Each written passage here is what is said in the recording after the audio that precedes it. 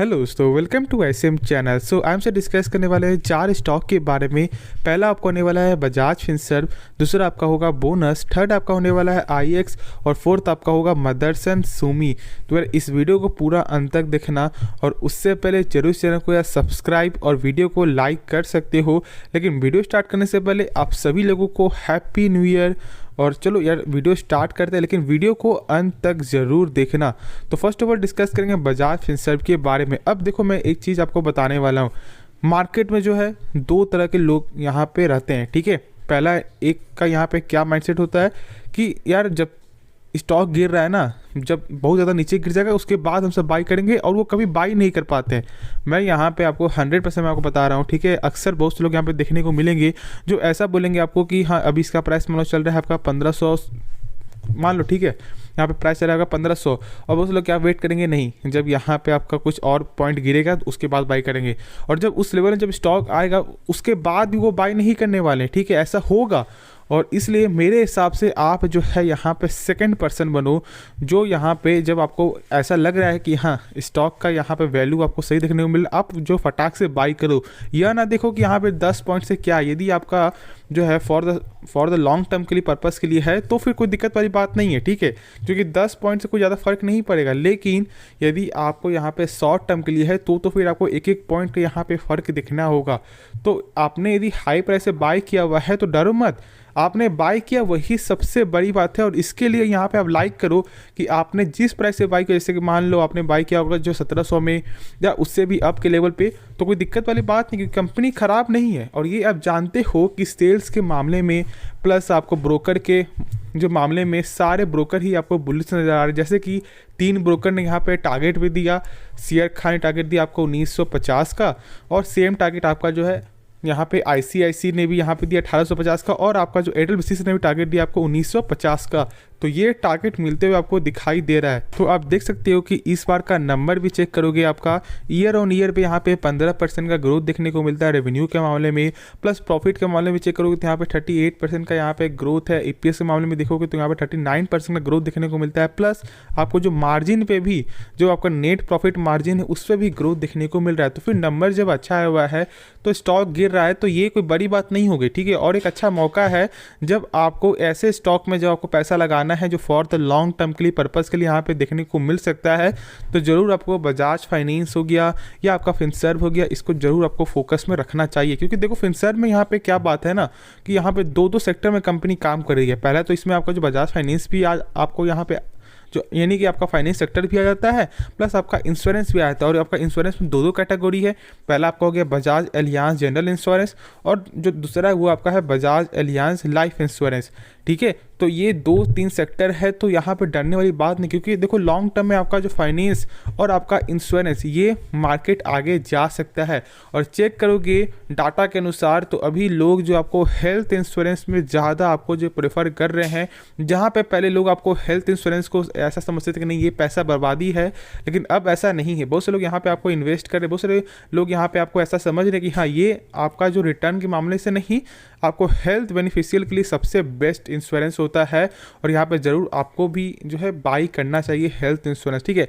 मेरा कोई भी यहाँ पे आपका प्रमोशन नहीं है, आपके लिए बता रहा हूँ, आपको भी हेल्थ इंश्योरेंस ज़रूर आपको बाई करना चाहिए। ये आपके फ़ायदे के लिए ही है और आपको बुरे समय में यहाँ पे बहुत ज़्यादा आपको हेल्प भी करेगा जब आप एक सही पॉलिसी को यहाँ पे बाई करोगे। तो इसमें बोल रहा हूँ कि फिनसर्व जो है ये लॉन्ग टर्म का मार्केट है। प्लस मैं आपको दिखा दूं कि यहाँ पे NSE में यानी कि इसका टोटल आपका जो डिलीवरी क्या देखने को मिल रहा है, तो वो हम सब चेक करते हैं।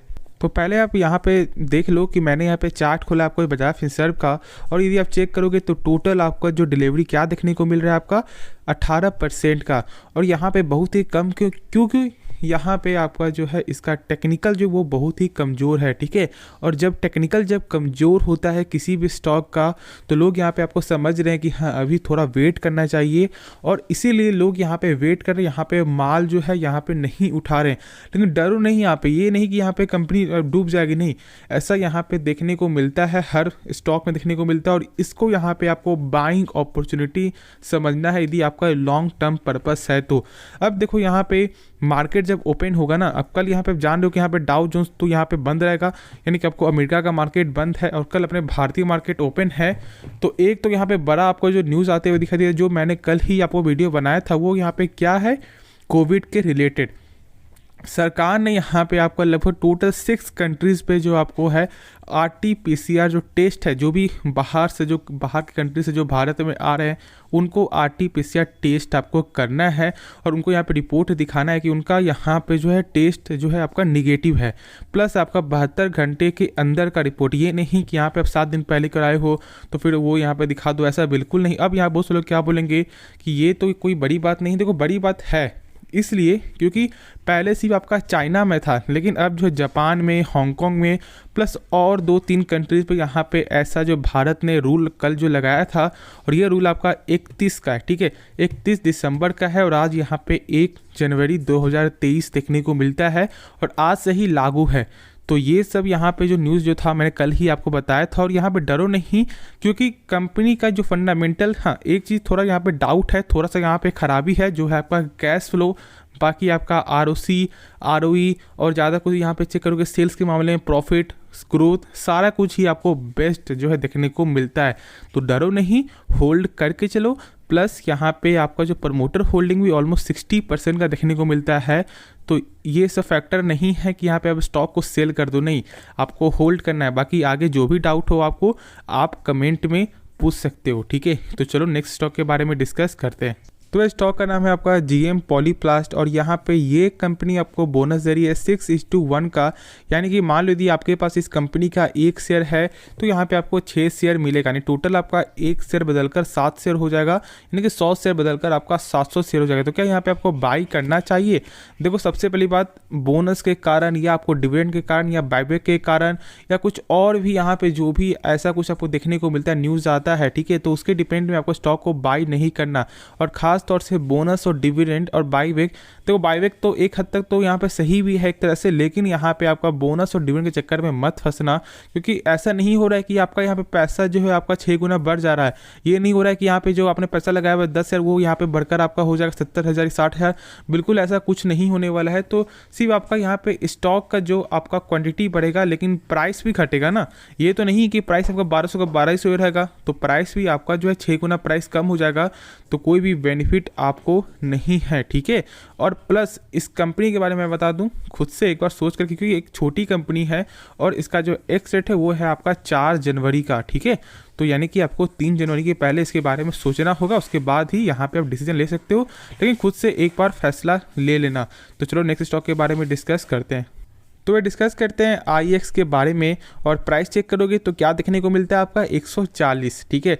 ऐसा ही चलते हुए दिखाई दे रहा है ये स्टॉक यहाँ पे 150 के अंदर, 135 से लगभग 130 के अंदर से देखोगे 130 और 150 के अंदर ही ये स्टॉक चलते हुए दिखाई दे रहा है। ऊपर जा रहा है लेकिन यहाँ पे सस्टेन नहीं कर रहा, और इसी के चलते यहाँ पे मैंने शुरू से आपको वेट करने को कहा है अभी, और इसीलिए मैंने कहा है कि अभी जो है बाई करने की ज़रूरत नहीं है, क्योंकि इसका जो है अभी टेक्निकल कमज़ोर है। देखो यहाँ पे ये स्टॉक ख़राब नहीं है, ठीक है, लेकिन जब यहाँ पे आपको जब टेक्निकल कमज़ोर होता है तो वेट करो, क्योंकि एक ऐसा मोमेंट आपको आ सकता है जो आपको एक और अच्छा प्राइस देखने को मिल जाए। लेकिन अब जैसे कि मान लो यदि आप यहाँ पे फ्रेश बाई करने के लिए सोच रहे हो तो फिर आप यहाँ पे सोचोगे कि यहाँ पे और ज़रा डाउन जाए तो मैं यहाँ पे बाई करूँगा। लेकिन जो लोग ने जिसने यहाँ पे पहले से बाई किया हुआ है लाइक 300 पे, 250 पे, 280 पे, 200 पे, तो उनको बहुत ज़्यादा वो डर लग रहा है, क्योंकि उनका पैसा तो यहाँ पे आपका ऑलमोस्ट 45-50% तक यहाँ पे डाउन जा रहा है। तो देखो यहाँ पे दोनों चीज़ से यदि आप देखोगे ना, तो अभी आपको वेट करना है। यदि आप सोच रहे हो कि यहाँ पे एवरेज कर लेते हैं, नहीं, एवरेज करने की अभी ज़रूरत नहीं है। अब देखो जब एवरेज मैं इसलिए मना कर रहा हूँ क्योंकि ऐसा नहीं है कि यहाँ पे आपका जो है टोटल नंबर यहाँ पे सही दिखने को मिला इस बार का और उसके बाद गिरावट हुआ तो फिर एक अलग बात होता है, लेकिन यहाँ पे नंबर आपका इस कंपनी का सही दिखने को नहीं मिला है। और जब नंबर जब यहाँ पे कमज़ोर आता है ना, तो फिर स्टॉक में कमजोरी देखने को मिलेगा, प्लस मार्केट में भी कमजोरी है। देख लो कितना ज़्यादा अभी आपका वोलेटाइल जा रहा है, कभी आपका निफ्टी जो आपका यहाँ पे पार जा रहा है, आपको जो 18 जगह पार, फिर कभी यहाँ पे डाउन चला जा रहा है। तो अभी मार्केट बहुत ज़्यादा आपका वोलेटाइल है और इसलिए मैं वेट करने का आपको सलाह दूंगा, बाकी आगे आपकी मर्जी है, ठीक है। लेकिन एक बार इसके बारे में सोच लेना। अब देखो यहाँ पे जो मैं बात करूँ फंडामेंटल के बारे में, कंपनी का चेक कर लो, आपका ROC ROE प्लस आपका कैश फ्लो, सारा चीज़ ही आपका पॉजिटिव देखने को मिलता है। अब ROC क्या होता है, या तो आपको ये भी जानना जरूरी है। ROC का मतलब आपको होता है रिटर्न ऑन कैपिटल एम्प्लॉयड। जैसे कि कंपनी मान लो अपने ऊपर 100 रुपया लगा रही है, तो उसका 1 साल बाद वही 100 रुपया कितने रुपया बन जाता है, कितना % वो यहाँ पे आपका बनाता है, उसी को हमसे बोलते हैं ROC। जैसे कि मान लो आपने 100 रुपया लगाया, कंपनी ने 100 रुपये लगाया अपने ऊपर, ठीक है, और उसका 1 साल बाद मान लो यहाँ पे 120 रुपया बन जाता है, तो यानी कि यहाँ पे 20% का ROC है। और आपका किसी भी शेयर का आपका जो है नॉर्मली कम से कम जो है 15% से ऊपर होना चाहिए, लेकिन ये सेक्टर वाइज भी आपको डिपेंड करता है।